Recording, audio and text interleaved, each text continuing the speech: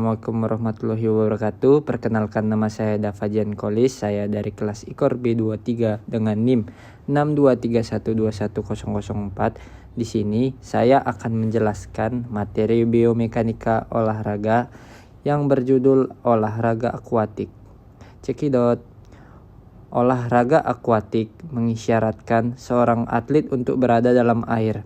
Salah satu cabang olahraga akuatik adalah renang, yang merupakan olahraga yang cukup tua dan pendekatan ilmunya menggunakan ilmu pengetahuan suplementer yang disebut hidrodinamika. Bila seseorang masuk ke dalam air, maka seperti halnya sebuah benda, ia tunduk pada hukum Archimedes.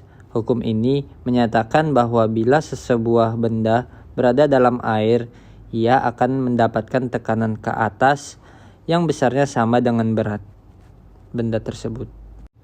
Berdasarkan prinsip ini, maka setiap atlet bila masuk ke dalam air ada 3 kemungkinan. Kemungkinan yang pertama adalah mengapung atau mengambang. Yang kedua, melayang atau seimbang. Yang ketiga, tenggelam. Ketiga kemungkinan tersebut disebabkan oleh karena berat jenis seseorang itu berada. Sekarang kita masuk ke berat jenis. Apa itu berat jenis? Jadi, berat jenis suatu benda ialah perbandingan antara gaya berat dan gaya apung dari suatu benda. Bila di darat, seorang mempunyai berat badan dan gaya berat tersebut bekerjanya tegak lurus ke bawah dan titik tangkapnya adalah pada titik berat badan. Bila seseorang ada di dalam air, kecuali gaya beratnya, ia juga mendapatkan gaya yang disebut gaya apung. Gaya ini adalah gaya yang dorong yang bekerja tegak lurus ke atas. Gaya apung ini bekerjanya pada titik pusat yang disebut titik apung. Jadi, berat jenis sama dengan gaya berat atau gaya apung. Bila gaya berat dan gaya apung sama besar, berarti berat jenis sama dengan X per X sama dengan 1. Dan dari sini dapat kita simpulkan bahwa bila berat jenis atlet sama dengan 1, ia di dalam air dalam keadaan setimbang. Segala kedalaman di air atau di dekat permukaan, di tengah kedalaman, di dekat dasar air, ia akan bertahan dan diam dalam keadaan tersebut. Yang kedua, bila berat jenisnya lebih dari 1, artinya gaya berat lebih besar daripada gaya apung. Maka gaya berat yang berlebihan ini akan mendorong atlet terus turun sampai ke dasar air. Si atlet akan tenggelam. Yang ketiga, bila berat jenisnya kurang dari 1, hal ini artinya gaya beratnya lebih kecil daripada gaya apung. Maka gaya apung yang berlebih akan mendorong atlet ke atas sampai muncul ke permukaan air. Si atlet akan mengapung atau mengambang. Lanjut, masuk ke titik berat dan titik apung. Titik berat badan diletakkan tidak selalu sama dengan titik apung. Pada bab terdahulu, kita telah banyak membahas tentang titik berat, dikatakan T titik B.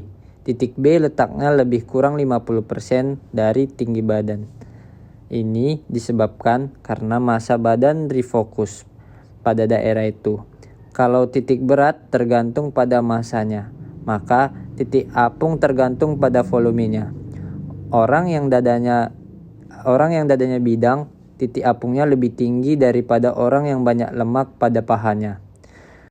Lalu, kemampuan orang mengapung dan diam di dalam air banyak ditentukan oleh letak titik berat terhadap titik apung adalah sebagai berikut. Bila titik berat berada di atas titik apung, orang tersebut cenderung kepalanya turun ke bawah. Kedua, bila titik berat sama tinggi atau berimpit dengan titik apung, orang tersebut dapat terapung dengan datar atau horizontal. Lanjut ke perkembangan teknik berenang.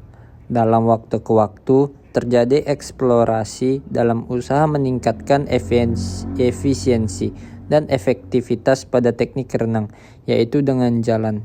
Yang pertama, menghasilkan gaya propulsif atau propulsive force yang sebesar-besarnya, dan yang kedua itu mengurangi gaya reaksi atau retardation menjadi seminimal mungkin.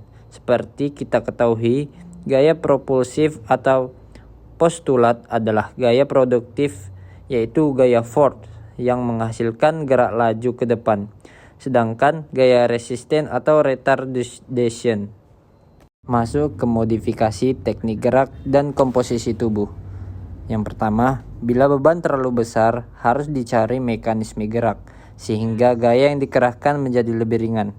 Yang kedua, saat tangan masuk air atau hand pitch atau hand attacker, fleksi tangan interval hook atau juga disebut dengan istilah sudut orientasi. Sekian penjelasan dari saya, selebihnya maaf karena saya masih dalam tahap belajar. Wassalamualaikum warahmatullahi wabarakatuh. Terima kasih.